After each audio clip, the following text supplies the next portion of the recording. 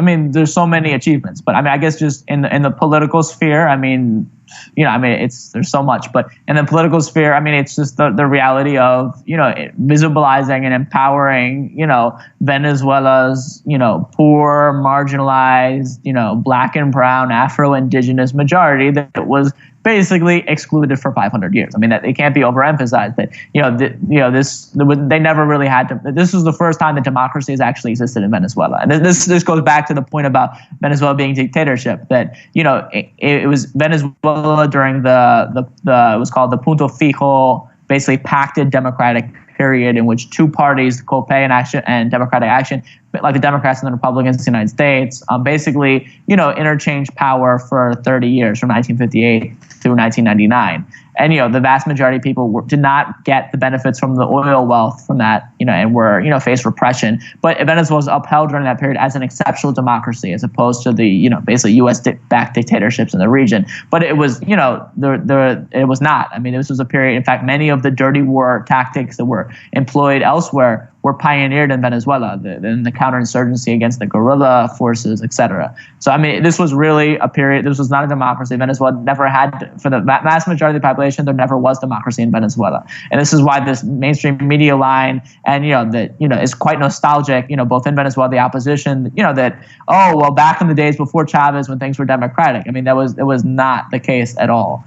So Chavez came into power and he broke with that, and he opened up the political space, for the mass of the Venezuelan population to really come in to their own and begin to exercise their own protagonism. And, this took the form of, creating an electoral system in which you can actually, is transparent, and you to ensure that you can't, rig elections. I mean, this is hugely important so that the people's mandate is heard, so that you don't have a situation like Honduras. You don't have a situation like Mexico or the United States, where you have a popular majority who wants, to transform the country, but that mandate is continually being stamped out by the powers that be. That was a huge achievement. I mean, you had, creating, the infrastructure of popular power, creating communal councils, which are, neighborhood organizations that are not just, that actually have real power in dictating local policy, and that can organize as communes. That is, as, these are territorial organs of, direct political and economic democracy, in which, the communes have a parliament, which basically every communal council elects representative spokespeople to that parliament, and they can create communal enterprises, that, in Maizal and Lara State, they produce 4,000 tons of corn. They have, they have a meat producing company. They have a pork producing company, a cheese producing company. They have a gas distribution company. This is what Chavez's vision was, to actually, directly empower the people. The communes would form and effectively devour the bourgeois state. This is a huge achievement. And, so I mean, just, we can go on and on, the social achievements, the Barrio Adentro mission, all of the social missions that basically provided healthcare. Cuban doctors and Venezuelan doctors collaborated to establish thousands of clinics throughout the country to providing free healthcare to Venezuelans, to poor Venezuelans for the first time. Massive achievement. The housing program, which, continues to be, the Maduro government has very much prioritized, despite, the debilitating, social services in other areas, but over 3 million homes have been constructed by the government since 2011, which, given the crisis of housing in London, or, in many parts of the United States, in which public housing is virtually non-existent, you have a crisis of homelessness that's absolutely endemic and, intolerable. This is a huge achievement. You have, education. Venezuela has the 5th largest student body, university student body in the world.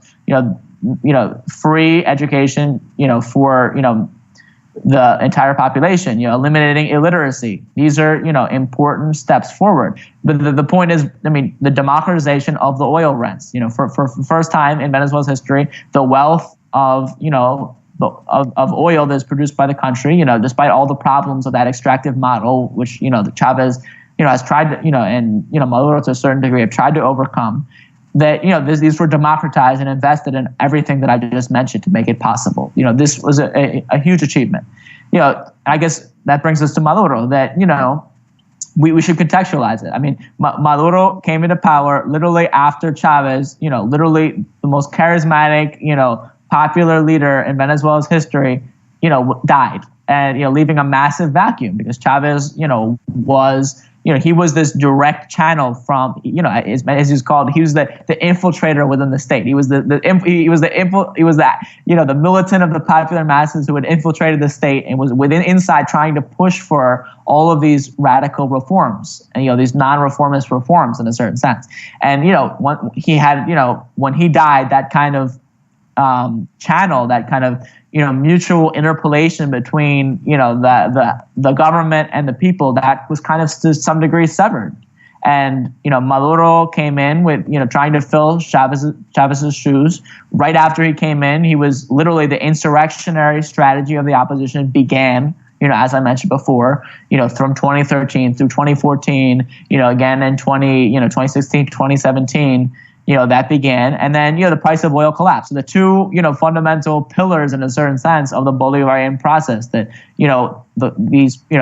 higher prices of oil that enabled the kind of redistribution that really had dramatically improved had halved poverty, had reduced extreme poverty by 2/3. These kind of pro-poor policies that were funded by oil, and then Chavez as the agent of the popular masses, but also kind of the symbol, the floating signifier that could unite all of these movements together. Those two things were gone, literally, almost, simultaneously. So, the government was faced with this, extremely difficult situation that we remain in. This impasse, this political impasse, this paralysis at the level of the state, in which the left wing, the popular forces, the revolutionary forces within the state, no longer lost the impetus. They could not push forward with the demands, and instead the conservative forces within the party, within the ruling Socialist Party, within the state apparatus, within the government, were able to kind of take hold, but not completely impose their agenda. And you kind of had a stalemate between those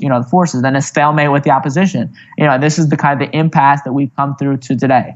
And I think that Maduro is committed to the project to a certain degree, but I think he's done his best under those conditions. I think that his major achievement is he's managed to survive. I think that should be recognized, that given the everything that I described with the onslaught that he has faced, he has managed to survive. And I mean, that's key. And Allende did not manage to survive. Manuel Zelaya did not manage to survive. Dilma Rousseff did not manage to survive. None of these people managed to survive, but he has. And, at the same time, there's a lot of criticism that must be leveled against him and his administration. That, I think the most critical one is that they have really abandoned the commune as the central, reference and as the central horizon of struggle. If Chavez, in his final speech, strike at the helm, golpe de timon, which I encourage everyone to really read or watch online if you see in Spanish, he really said, it's commune or nothing. This needs to be the central of the central axis of the project.